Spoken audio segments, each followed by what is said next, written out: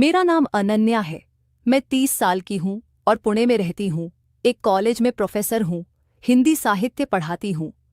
मेरी जिंदगी साधारण है, लेकिन मेरे भीतर एक दुनिया है जो शायद बाहर से कोई नहीं देख पाता।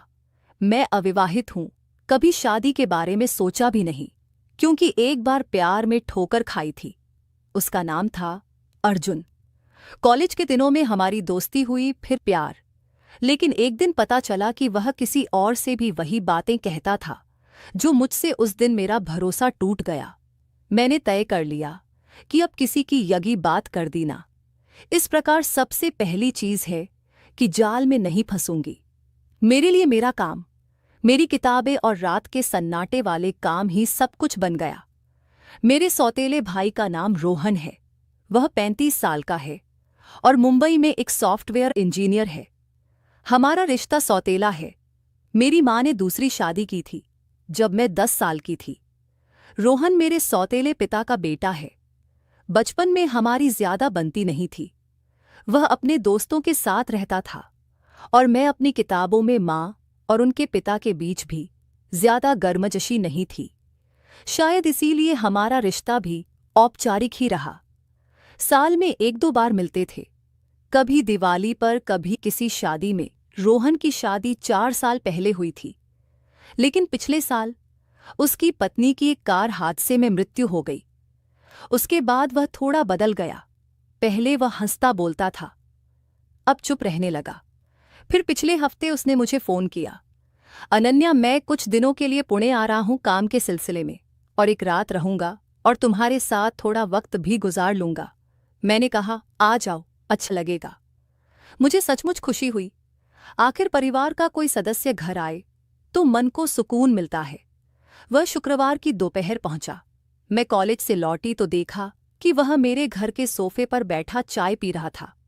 उसने मुझे देखकर हल्की सी मुस्कान दी और बोला, क्या हाल है प्रोफेसर साहिबा? मैंने हंसकर जवाब दिया, बस किताबों और बच्चों के बीच जिंदगी कट रही है।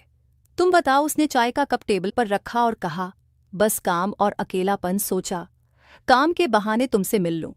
फिर शाम को हमने साथ में खाना बनाया। मैंने दाल और चावल बनाए, उसने सब्जी। किचन में खड़े खड़े उसने कहा, अनन्या, तुम अभी भी वही पुरानी दाल बनाती हो जो मुझे पसंद नहीं थी। मैंने हंसते हुए कहा, और तुम अभी भी वही शिकायत करते हो। कुछ तो बदला करो। खाना खाने के बाद हम लिविंग रूम में बैठे। टीवी पर एक पुरानी फिल्म चल रही थी। हमने थोड़ी देर देखी। फिर मैंने कहा, चलो छत पर चलते हैं, हवा अच्छी चल रही है। पुणे की शाम ठंडी और सुहानी होती है। मुझे छत पर बैठना पसंद है। हम इस पर इतवार रहे। 2 कुर्सियां डाली और बातें करने लगे। रोहन ने अपनी जॉब की बातें बताई, कैसे उसका बॉस उसे परेशान करता है, कैसे वह रात रात भर कोड लिखता है। मैंने कॉलेज के कुछ किस्से सुनाए, कैसे एक स्टूडेंट ने मेरे लेक्चर के बीच में कविता पढ़ना शुरू कर दिया था। रात गहराने लगी थी। करीब 10 बजे मैंने कहा, रोहन, अब सोते हैं, मुझे सुबह कॉलेज जाना है। उसने सहमति में सिर हिलाया। मेरा घर 2 मंजिला है। नीचे का कमरा मैंने उसे दिया और मैं ऊपर अपने कमरे में चली गई। बिस्तर पर लेटते ही मैंने लाइट बंद की, लेकिन नींद नहीं आ रही थी। आमतौर पर रात के सन्नाटे में मैं कुछ खास काम करती हूँ जो मुझे इस अकेलेपन से दूर ले जाते हैं। यह पल मेरे लिए बहुत कीमती है। उस रात मैं ऐसा कुछ नहीं कर पा रही थी। रोहन की मौजूदगी ने मेरे रोज के रूटीन को थोड़ा बदल दिया था। मैंने सोचा, कोई बात नहीं, एक रात की बात है, लेकिन मन में एक अजीब सी बेचैनी थी। करीब 1 बजे मुझे नींद से हल्की सी झटकी लगी। मैं उठी, पानी पिया और फिर बिस्तर पर लेट गई। बाहर हल्की हवा चल रही थी। मैंने खिड़की खोली और ठंडी हवा को चेहरे पर महसूस किया, लेकिन नींद अब भी दूर थी। मैंने फ़ोन उठाया और एक कहानी पढ़ने लगी। मैं हर रोज़ कहानियाँ पढ़ती थी। आज की कहानी एक ऐसी लड़की की थी जो मेरे जैसी थी और उसकी भावनाएं मेरे भीतर कुछ जगा रही थी। फिर मैंने फ़ोन रखा और सोने की कोशिश की, लेकिन मन में एक उथल-पुथल थी। फिर करीब 2 बजे मैंने हल्की सी आहट सुनी। मैं नीचे गई तो देखा कि रोहन किचन में पानी लेने आया था। उसने मुझे देखा और कहा, अनन्या, तुम सोई नहीं? मैंने कहा, मुझे नींद नहीं आ रही। उसने कहा, मुझे भी नींद नहीं आ रही, चलो थोड़ी देर बात करते हैं। मैंने हिचकिचाते हुए कहा, ठीक है। फिर हम दोनों मेरे कमरे में आ गए। मैं बिस्तर के एक कोने पर बैठी और वह दूसरी तरफ। फिर अचानक बाहर बारिश शुरू हो गई थी। खिड़की से ठंडी हवा आ रही थी। मुझे ऐसी हवा बहुत पसंद है। फिर हमने इधर उधर की बातें की, लेकिन बातें तो हम पहले ही बहुत कर चुके थे। कोई बात बची नहीं थी। तो रोहन ने अपना फ़ोन निकाला और कुछ देखने लगा। मैंने भी अपना फ़ोन उठाया और सोशल मीडिया स्क्रॉल करने लगी। थोड़ी देर बाद उसने कहा, निया मुझे नींद आ रही है, मैं यहीं सो जाऊं। मैंने कहा, नहीं, तुम नीचे अपने कमरे में जाओ। उसने नाखुशी से मुंह बनाया और कहा, अरे मुझे परेशान मत कर। फिर उसने आंखें बंद की और 2 मिनट में सो गया। मैं उठी, बाथरूम गई और अपने तंग कपड़ों को बदलकर ढीले नाइट सूट में आ गई। मुझे तंग कपड़ों में नींद नहीं आती। वापस लौटकर मैं बिस्तर पर बैठी और फ़ोन पर वही कहानी फिर से पढ़ने लगी। रोहन सो रहा था और उसकी सांसों की आवाज़ कमरे में गूंज रही थी।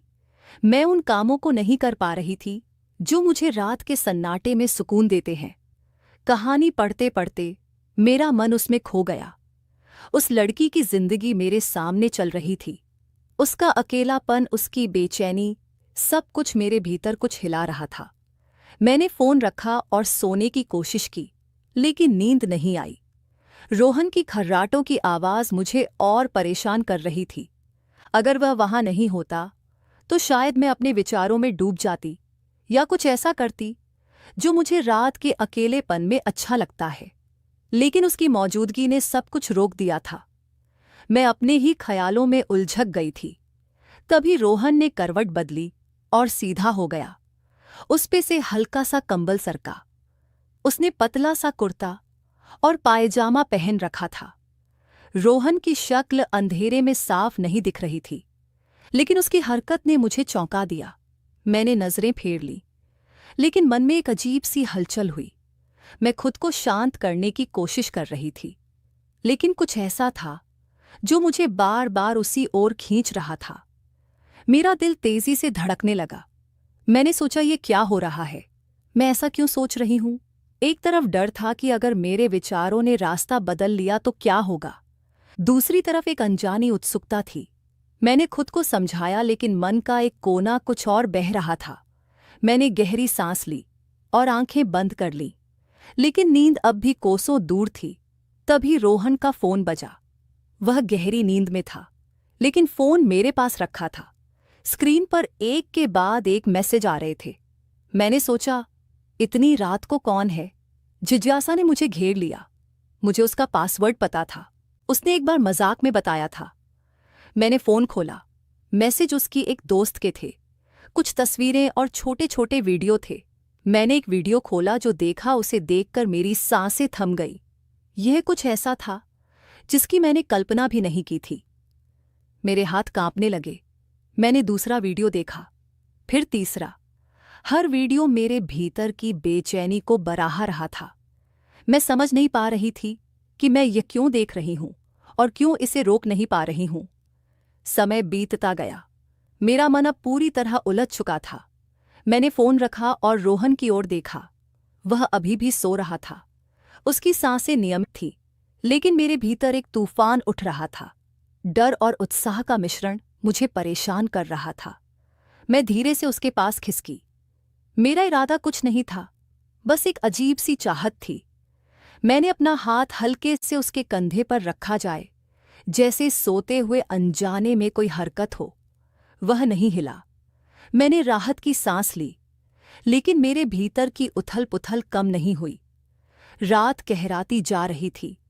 मैंने खुद को रोकने की कोशिश की, लेकिन हर पल मेरे विचार और गहरे होते जा रहे थे। मैंने सोचा, शायद यह सिर्फ एक नाइट की बात है, सुबह सब सामान्य हो जाएगा। लेकिन तभी रोहन की आंखें खुल गईं।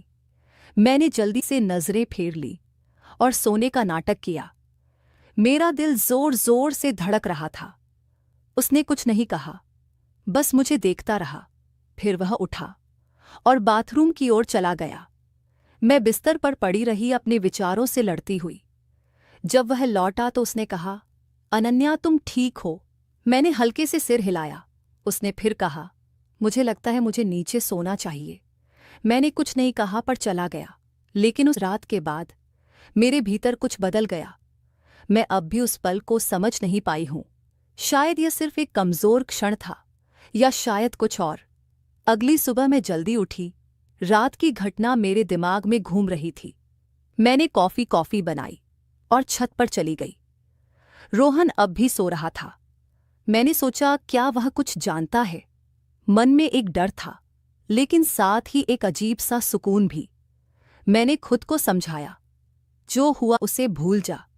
यह बस एक रात की बात थी। लेकिन मन का एक कोना कह रहा था कि यह इतना आसान नहीं है। रोहन करीब 9 बजे उठा। उसने मुझे छत पर देखा और ऊपर आ गया। गुड मॉर्निंग, उसने कहा। उसकी आवाज में कोई अजीब नहीं था। मैंने भी सामान्य तरीके से जवाब दिया, गुड मॉर्निंग। कॉफी लोगे? उसने हाँ कहा। हम चुपचाप कॉफी पीते रहे। फिर उसने कहा, अनन्या, रात को मुझे कुछ अजीब सपने आए। मेरे हाथ में कॉफी का कप हल्का सा कांपा। मैंने पूछा, कैसे सपने? उसने हंसते हुए कहा, पता नहीं, शायद ज्यादा थकान की वजह से। मैंने राहत की सांस ली। शायद वह सचमुच कुछ नहीं जानता था। दिन भर हमने सामान्य बातें की। मैं कॉलेज गई, वह घर पर रहा। शाम को हम बाजार गए, कुछ सामान खरीदा। लेकिन मेरे मन में रात की बात बार बार आ रही थी। मैं समझ नहीं पा रही थी कि मेरे साथ क्या हो रहा है। क्या यह सिर्फ एक कमजोर पल था, या मेरे भीतर कुछ और जाग रहा था? रोहन के साथ मेरा रिश्ता हमेशा सौतेला रहा था, ना ज्यादा करीबी ना ज्यादा दूर। लेकिन उस रात के बाद कुछ बदल गया था। उस दिन रोहन ने मुझे बताया कि वह 3-4 दिन और यहीं रहने वाला था। ये सुनते ही मेरा मन उदास हो गया, क्योंकि रात के सन्नाटे में मुझे किताबें पढ़ना, किताबें लिखना, कहानियां पढ़ना अच्छा लगता था, जो मुझे सुकून देते थे। अब 3-4 दिन और मुझे इन कामों से छुट्टी लेनी पड़ेगी। रोहन 4 दिन तक मेरे यहाँ रहा। हर रात मैं सोचती कि क्या फिर वही होगा, लेकिन ऐसा कुछ नहीं हुआ। वो तनाचा आता है, अपने कमरे में सोता और मैं अपने में। लेकिन मैं अपने फेवरेट काम नहीं कर पाती, जैसे किताबें लिखना, किताबें पढ़ना। फिर भी मेरे मन में एक अजीब सी हलचल थी। 5वें दिन वह मुंबई वापस चला गया। जाते वक्त उसने कहा, अनन्या, फिर मिलेंगे, अपना ख्याल रखना। मैंने हाँ में सिर हिलाया। लेकिन जब वह गया तो घर में एक अजीब सा खालीपन जा गया। उसके जाने के बाद मैंने अपनी डायरी खोली और सब कुछ लिख दिया। रात की बेचैनी, मेरे विचार, मेरी उलझन, सब कुछ। लिखते वक्त मुझे एहसास हुआ कि शायद यह सिर्फ एक रात की बात नहीं थी। मेरे भीतर कुछ बदल रहा था।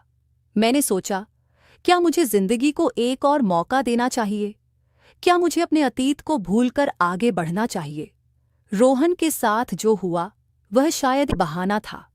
असल में यह मेरे अपने मन की लड़ाई थी। फिर कुछ दिन बाद रोहन ने फिर फोन किया। उसकी आवाज में वही पुरानी गर्मजशी थी। अनन्या, अगले हफ्ते पुणे आ रहा हूं, एक प्रोजेक्ट के सिलसिले में। क्या मैं फिर से तुम्हारे यहाँ रुक सकता हूं? मैंने हिचकिचाते हुए कहा, हाँ,